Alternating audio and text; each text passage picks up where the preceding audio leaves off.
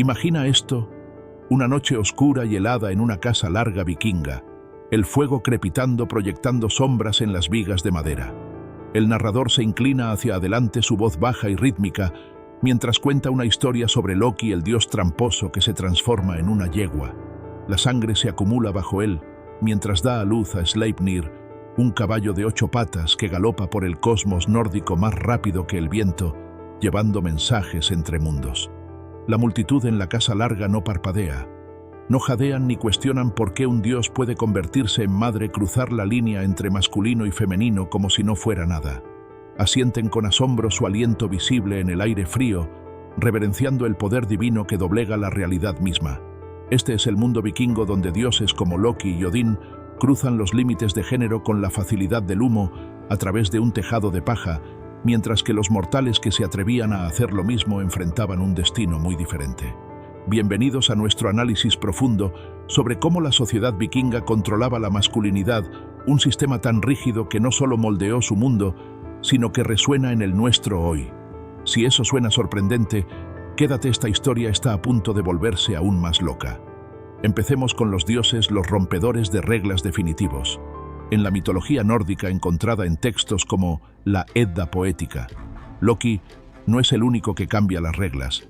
Toma a Odín, el padre de todos, el rey guerrero de los dioses. A menudo se le representa con una lanza y un cuervo, todo masculinidad robusta, ¿verdad? Pero las sagas nos dicen que también se ponía túnicas de mujer para practicar Seidr, una forma de magia asociada con las videntes mujeres que canalizaban fuerzas místicas. Imagina a Odín arrodillado en la tierra, el humo del incienso girando a su alrededor, sus dedos trazando runas, mientras canta con ritmos que se sienten femeninos. Los vikingos no se inmutaban. Para los dioses esto no era debilidad, era poder, una muestra de privilegio divino que les permitía trascender los límites humanos. Ahora podrías estar pensando, espera, eso suena un poco como Loki en las películas de Marvel, y no estás equivocado. A las audiencias estadounidenses les encanta el Loki de Tom Hiddleston, que cambia de forma y juega con la identidad, cautivándonos con su fluidez. Pero aquí está lo interesante: en las historias vikingas este cambio de género era sagrado, una señal de dominio divino sobre el caos. El antropólogo Mircea Eliade podría argumentar que es porque dioses como Loki y Odín encarnaban las fuerzas indómitas del universo, caos, creación, destrucción, donde categorías rígidas como masculino y femenino no aplicaban. Su capacidad para cruzar esas líneas no solo era aceptada, era celebrada, tejida en las sagas contadas en salones llenos de humo por toda Escandinavia. Pero aquí está la trampa, y es grande. Esta libertad era solo para los dioses.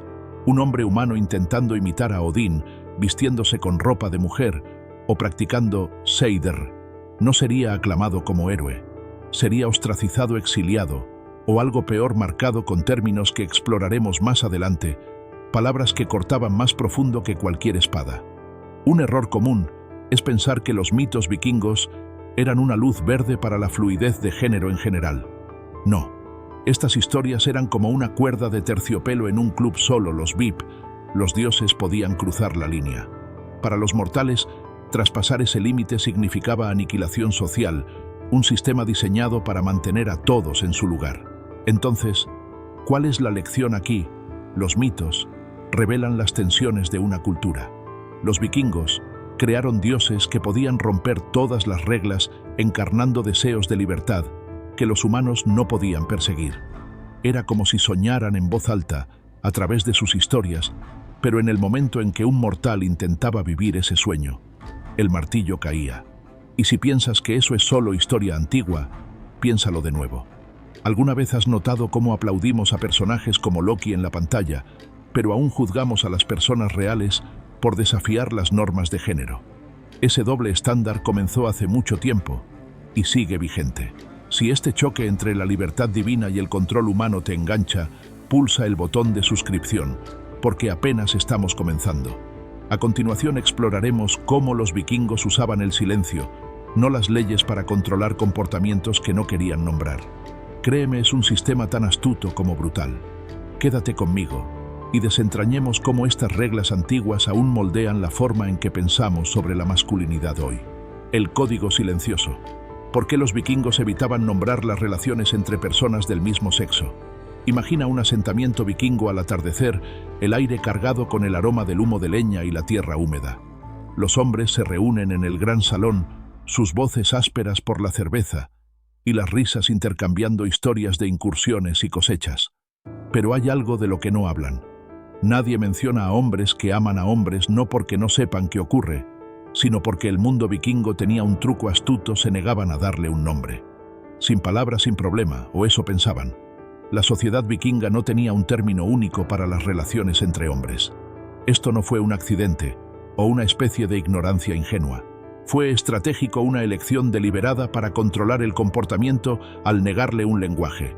Piénsalo, si no puedes nombrar algo, no puedes defenderlo, discutirlo o siquiera reconocerlo sin entrar en terreno peligroso. Las leyes islandesas, Gragas, escritas hace siglos, nunca prohibieron explícitamente que los hombres fueran íntimos entre sí. En cambio, se enfocaron en un rol específico, el compañero pasivo, el que recibía. Palabras como argr, ergi o sordin, todas, significando un hombre que era usado sexualmente, eran lanzadas como lanzas, despojando el estatus masculino más rápido que una espada cortando carne. Este enfoque en el rol pasivo convertía cada encuentro íntimo entre hombres en una transacción de poder. El compañero activo mantenía su estatus, su honor intacto, visto como dominante, un verdadero vikingo. El compañero pasivo cruzaba una línea convirtiéndose en algo completamente diferente a los ojos de la comunidad. Ya no era completamente hombre. No se trataba del acto en sí, se trataba de quién tenía el poder y quién lo entregaba. El sistema no era hipócrita, estaba diseñado así. La autoridad decidía el significado y la posición determinaba las consecuencias. La reputación de un hombre, su fortaleza de honor, podía desmoronarse con una sola palabra susurrada, no por lo que hacía, sino por cómo se le percibía en el acto. Esto puede sonar antiguo, pero no está tan lejos de casa. Piensa en la política de no preguntes, no digas del ejército estadounidense de 1993 a 2011. La regla no prohibía ser gay, prohibía hablar de ello, servir abiertamente o ser descubierto. El silencio era el control, igual que en la época vikinga. Si no podías decirlo, no podías reclamarlo, y eso mantenía intacto el poder del sistema. Compáralo con la antigua Grecia, donde tenían términos claros como erastes, para el compañero mayor y activo, y eromenos, para el menor y pasivo. La sociedad griega nombraba y estructuraba las relaciones entre personas del mismo sexo, incluso las celebraba en ciertos contextos. Los vikingos eligieron el silencio, y ese silencio era más fuerte que cualquier ley. Un error común es pensar que esta falta de palabras significaba que los vikingos no sabían nada sobre el deseo entre personas del mismo sexo. No. Sabían que existía, solo lo controlaban al negarle un lugar en su lenguaje. La ausencia era la ley más efectiva que cualquier regla escrita. Es como construir un muro al no reconocer la puerta. Y aquí está la lección. El lenguaje no es solo comunicación, es poder. Al controlar lo que podía decirse, los vikingos controlaban lo que podía pensarse, sentirse o vivirse. Esa es una táctica que aún vemos hoy, cuando ciertas identidades son marginadas al evitar nombrarlas en leyes, medios o conversaciones educadas. Este sistema de silencio preparó el escenario para las trampas legales brutales que exploraremos a continuación, donde una sola palabra podía desencadenar un duelo a muerte. Si te engancha cómo los vikingos usaban las palabras o su ausencia para controlar la masculinidad, quédate. Estamos a punto de sumergirnos en las leyes que convertían los insultos en sangre. Y créeme, es tan intenso como suena. Deja un comentario si has visto ejemplos modernos de silencio usado para controlar. ¿Cuál es el argr vikingo de hoy? Sigamos con esta conversación. Trampas legales, honor y acusación en la ley vikinga. Un pueblo vikingo al amanecer, helado bajo los pies, el aire frío por el invierno. En el centro, una piedra rúnica destaca como un dedo de granito, señalando al cielo la palabra recién tallada, argr, brillando en la luz pálida.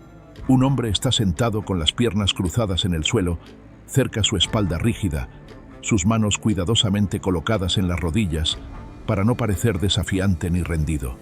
Hace 3 días, alguien lo llamó Sordin, afirmando que había sido sexualmente pasivo durante una incursión.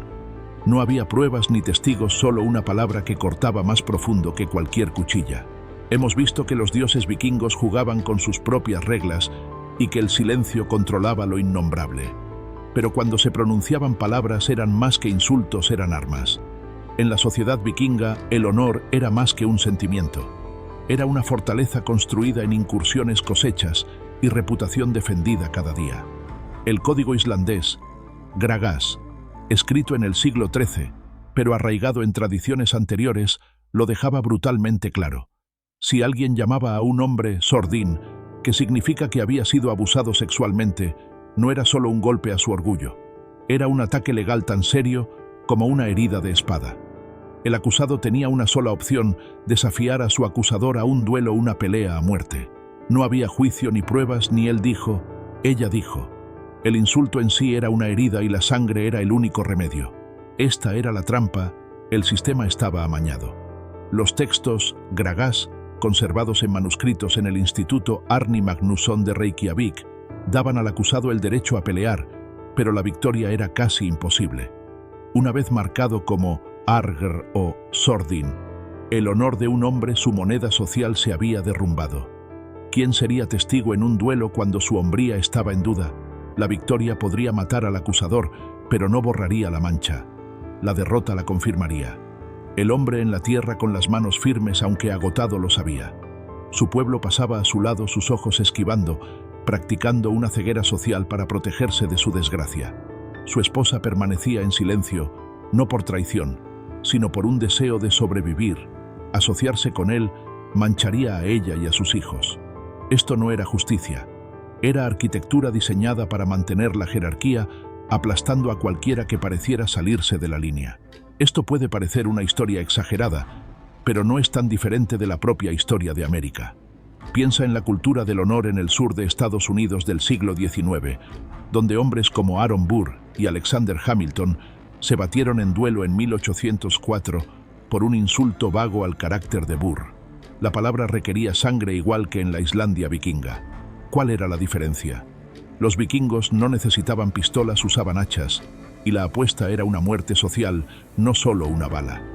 Compáralo con la antigua Roma, donde los insultos al honor podían resultar en multas legales, no en combates obligatorios. La ley vikinga era más dura, más personal, diseñada para proteger la obsesión de la sociedad guerrera por el dominio. Un error común es pensar que el sistema era justo como un noble código de justicia, pero no lo era. Favorecía a los poderosos cuyo honor estaba protegido. El acusado estaba atrapado en una paradoja. Para contraatacar, necesitaba la misma reputación que la acusación le había arrebatado. ¿Cuál es la lección? Los sistemas legales no siempre buscan la verdad, a menudo protegen el poder. Vemos ecos de esto hoy, cuando las reputaciones se arruinan por chismes o críticas en redes sociales, con pocas posibilidades de una pelea justa. La piedra rúnica permanece como un marcador permanente de esta trampa, sus letras congeladas, pero nunca desvanecidas. El hombre condenado aún camina por las calles del pueblo, pero es un fantasma tolerado pero invisible. Si la brutalidad de esta ley te fascina, quédate.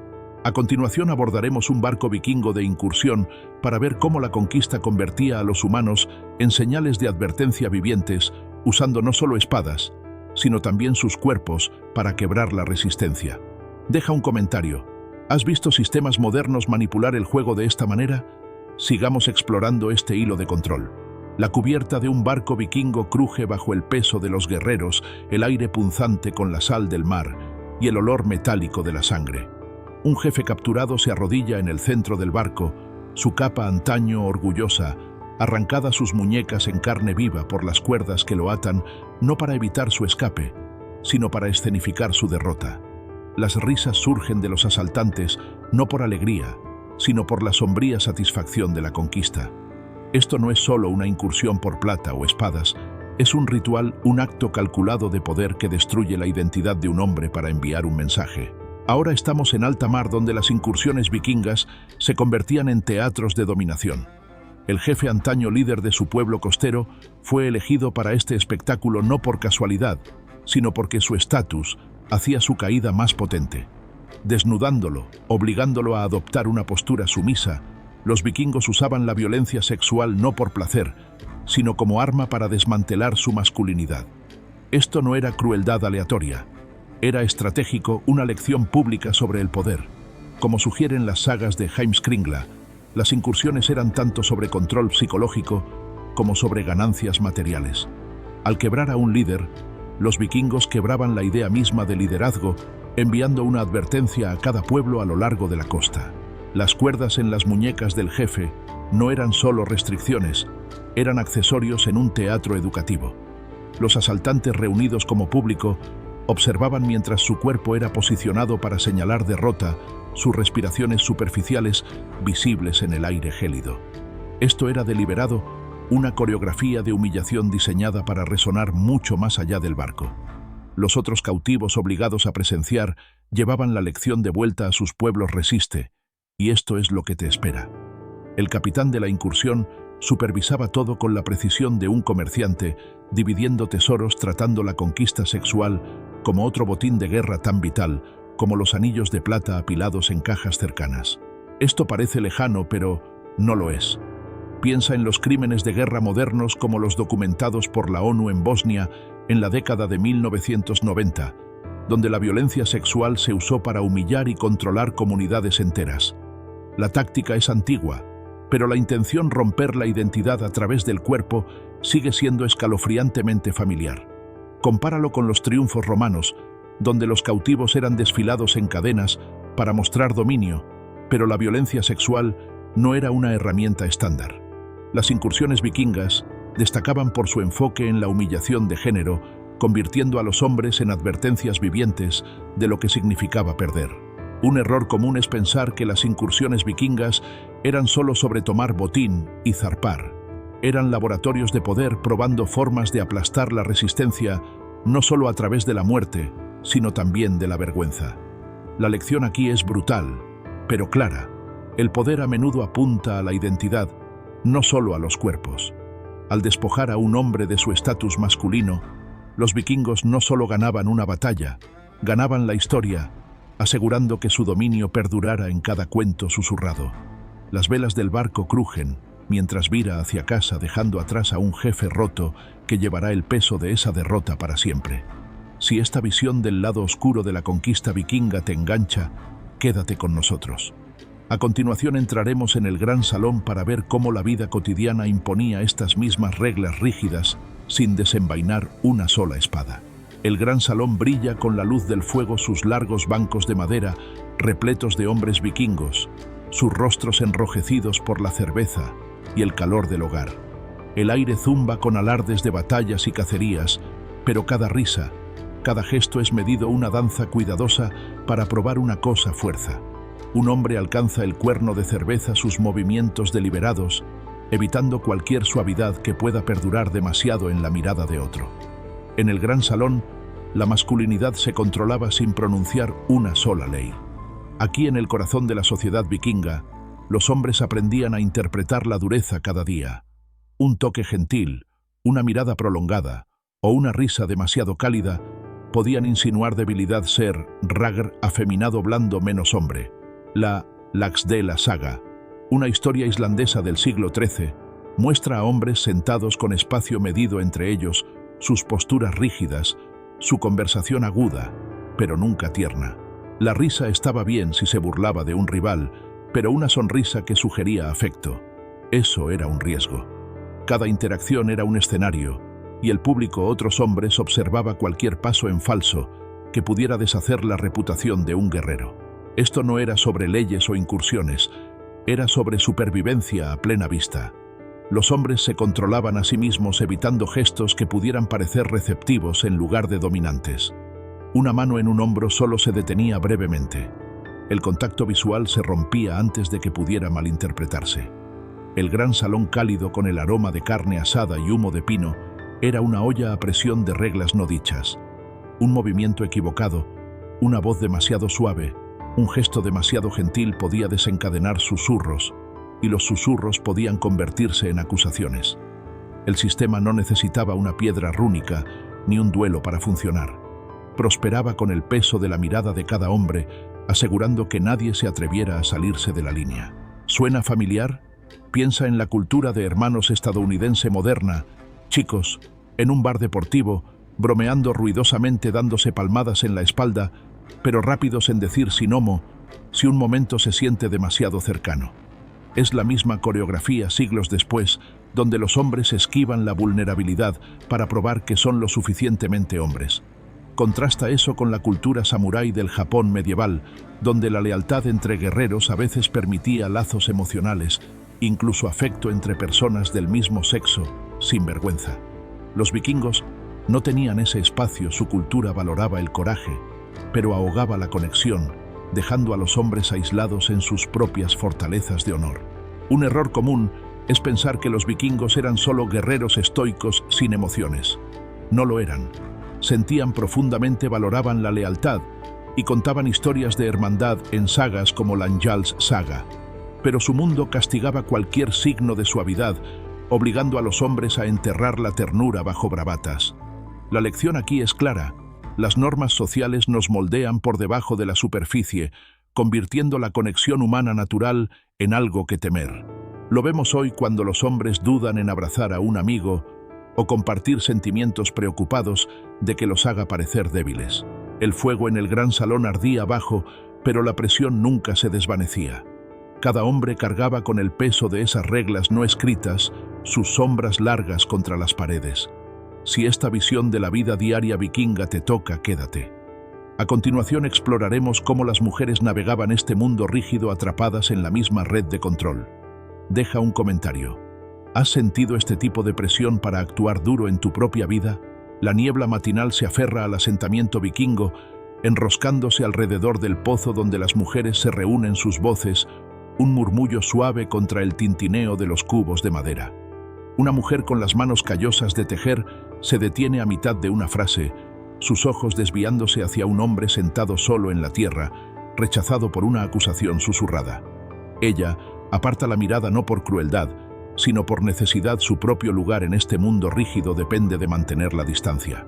Hemos explorado cómo los dioses doblaban las reglas de género, el silencio como control, las acusaciones que desencadenaban duelos, las incursiones que rompían a los hombres, los salones que controlaban cada gesto y las mujeres que navegaban trampas. Pero, ¿qué pasa con las mujeres? No eran solo espectadoras en este sistema, estaban atadas por él, sus vidas moldeadas por la misma obsesión con el honor masculino. En sagas como la Njál's saga, mujeres como Hallgerður ejercían influencia con ingenio agudo y matrimonios estratégicos, pero su poder venía con una trampa. Debían navegar un mundo donde la reputación de un hombre podía manchar la suya propia. La esposa del hombre rechazado, silenciosa desde su desgracia, no lo estaba abandonando. Estaba protegiendo el futuro de sus hijos, sabiendo que asociarse con su vergüenza podría marcarlos como forasteros. Las mujeres eran jugadoras en el juego del honor, pero las reglas nunca fueron suyas para escribir. Toma a Freyja, la diosa nórdica del amor, y la magia que como Loki cruzaba las líneas de género en los mitos, manejando Seidr, con una ferocidad que rivalizaba con la de Odín. Las mujeres mortales que practicaban Seidr, como las videntes en la Eiríks saga rauda, eran respetadas pero temidas. Su poder, ligado a una feminidad que los hombres podían admirar, pero nunca imitar. La fuerza de una mujer era permitida. Piensa en la tumba de la guerrera de Birka, descubierta en Suecia, donde una mujer de alto estatus fue enterrada con armas, desafiando nuestra idea de los roles de género vikingos. Pero su estatus no significaba libertad. Las mujeres podían ser guerreras o videntes, pero aún debían pisar con cuidado sus acciones, juzgadas a través de la lente del honor masculino. Un paso en falso, como apoyar a un esposo deshonrado, podía deshacer su posición social tan rápido como la de un hombre. Esto toca de cerca. Piensa en las mujeres en los lugares de trabajo estadounidenses modernos, como en tecnología o política, donde a menudo se les empuja a actuar duras para encajar en espacios dominados por hombres, pero se las juzga duramente por salirse demasiado de las normas femeninas. Un estudio de Pew Research de 2020 mostró que las mujeres en STEM enfrentan presión para probarse constantemente, muy parecido a las mujeres vikingas, equilibrando influencia y expectativas. Compáralo con las mujeres celtas medievales que en textos como el Táin Bo Cuailnge podían poseer propiedades y pelear con más autonomía legal que las mujeres vikingas. El sistema vikingo era más estricto, atando el valor de las mujeres a los hombres a su alrededor, ya fueran esposos, padres o hijos. Un error común es pensar que las mujeres vikingas eran impotentes meras sombras en un mundo de hombres.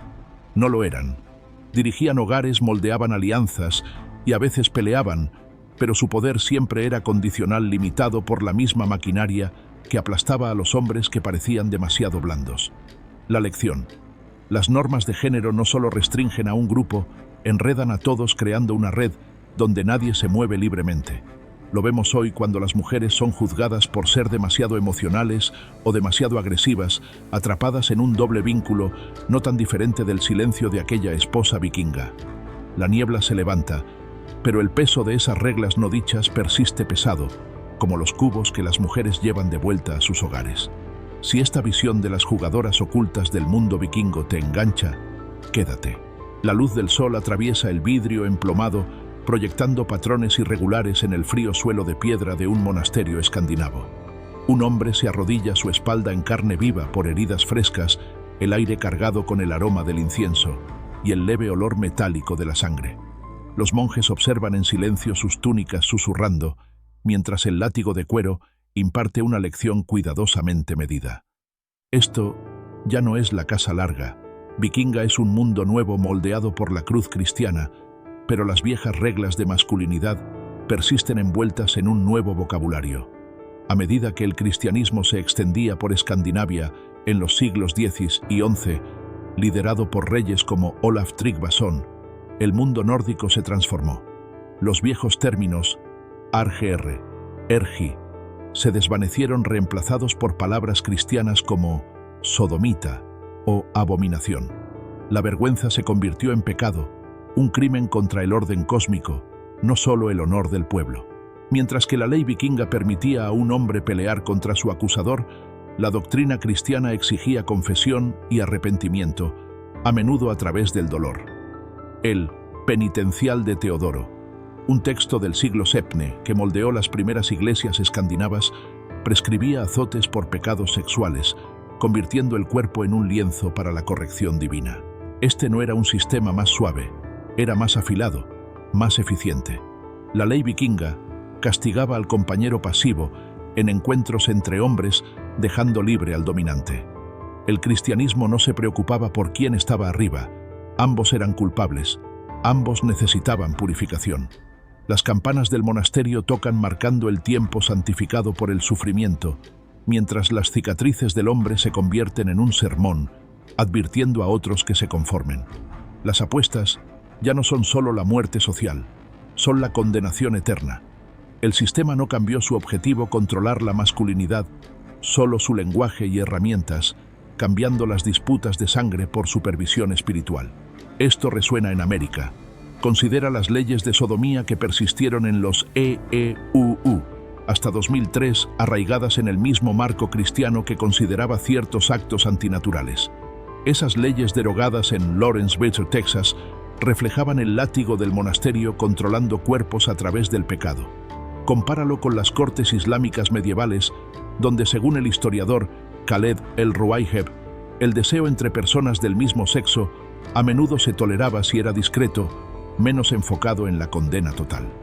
La innovación del cristianismo fue la vigilancia total, convirtiendo el alma de cada hombre en un campo de batalla para el orden divino. Un error común es pensar que el cristianismo domesticó la brutalidad vikinga. No lo hizo, refinó el control envolviéndolo en escrituras. La lección: los sistemas evolucionan sus palabras pero no sus objetivos, mantener límites rígidos alrededor de la masculinidad. Lo vemos hoy cuando el lenguaje moral religioso o no juzga a quienes no encajan en el molde.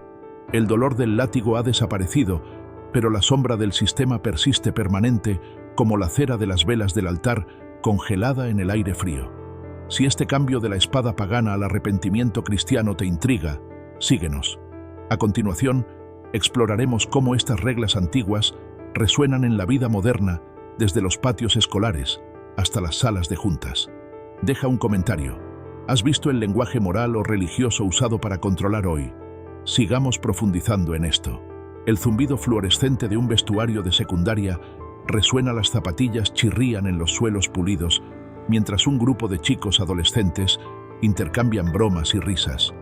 Uno duda, su sonrisa demasiado suave, su postura demasiado abierta, y el aire cambia un comentario rápido. No seas blando, hombre. Aterriza como el argr, susurrado de un vikingo. El pinchazo no es un látigo ni una piedra rúnica, pero es igual de cortante atravesando la confianza en un instante. Hoy, la arquitectura de la masculinidad vikinga sigue viva no en casas largas ni monasterios, sino en patios escolares, salas de juntas y publicaciones en redes sociales. Los viejos términos argr, sodomita, se desvanecieron en la historia, reemplazados por insultos modernos como débil o hombre de soja lanzados en publicaciones de X o bromas en el vestuario. Las directrices de la Asociación Americana de Psicología de 2019 sobre hombres y chicos lo llamaron masculinidad tóxica, señalando las presiones que exigen que los hombres sean dominantes estoicos, nunca vulnerables. ¿Suena familiar? Es la misma obsesión con la dureza que mantenía a los hombres vikingos alerta. Toma las películas de acción un pilar de la cultura estadounidense. Héroes como John Wick o Jason Bourne son celebrados por su fuerza inquebrantable, eliminando enemigos sin un ápice de suavidad. Un personaje que muestra demasiada emoción. Es marginado, burlado o eliminado. O mira las redes sociales donde un hilo de X de 2023 se volvió viral por criticar el atuendo poco varonil de una celebridad, ecos del marcaje de una piedra rúnica, solo que digital. Estos no son accidentes. Son el sistema en acción controlando la masculinidad a través de la burla y el rechazo justo, como los vikingos lo hacían con susurros y duelos. Las herramientas han cambiado, pero el objetivo no mantener a los hombres en línea, asegurar que nadie salga del molde. Esto no es solo algo estadounidense. Compáralo con el Japón moderno, donde la cultura del hombre asalariado a menudo exige estoicismo, pero las muestras públicas de afecto masculino como amigos tomados de la mano son menos estigmatizadas que en los EE.U. Aquí un chico que abraza a un amigo demasiado tiempo arriesga una mirada de reojo, una versión moderna de la mirada vigilante del gran salón. Un error común es pensar que hemos superado estas normas antiguas, que ahora somos progresistas. No, hay progreso. Piensa en protecciones legales como el fallo de Bostock-Clayton County de 2020, que prohibió la discriminación laboral basada en la identidad de género. Pero los viejos miedos persisten, incrustados en insultos casuales, expectativas laborales, incluso cenas familiares, donde ser hombre sigue siendo una orden. La lección es clara. La historia no es pasado, es presente, operando en las sombras de nuestras vidas diarias. El sistema vikingo no necesitaba espadas ni látigos para sobrevivir. Solo necesitaba hábitos, palabras y silencio para seguir controlando la masculinidad. No somos tan diferentes, cargando esas mismas cicatrices en cómo juzgamos, nos burlamos o guardamos silencio. El vestuario se queda en silencio, la sonrisa del chico se desvanece y el sistema sigue zumbando desapercibido, pero inquebrantable. Si este eco moderno del control vikingo te impacta, quédate. A continuación exploraremos cómo algunos contraatacaron, desde forajidos vikingos hasta los rebeldes de hoy, rompiendo el ciclo de normas rígidas. Deja un comentario. ¿Has visto estas presiones en tu propia vida? Tal vez un momento en que te sentiste forzado a actuar duro. Sigamos con esta conversación. Un fuego crepita en el campamento del forajido, escondido en las colinas escarpadas de Islandia, donde Grettir el fuerte afila su cuchilla bajo un cielo estrellado. Su risa es demasiado fuerte, sus gestos demasiado libres, desafiando el código vikingo que lo marca como Arragerre por su espíritu indomable. Exiliado por su desafío, vive más allá de las reglas del asentamiento, una sombra moviéndose contra el peso del sistema. Hemos visto dioses exhibiendo libertad, el silencio sofocando el deseo, las acusaciones desencadenando sangre, las incursiones rompiendo hombres, los salones controlando gestos, las mujeres navegando trampas, el cristianismo renombrando la vergüenza y la vida moderna haciendo eco de esas reglas antiguas. Pero incluso en el mundo vikingo, algunos contraatacaron. Grettir Asmundarson, el héroe de la Grettir's Saga, no era un santo, era un luchador, un poeta, un forajido.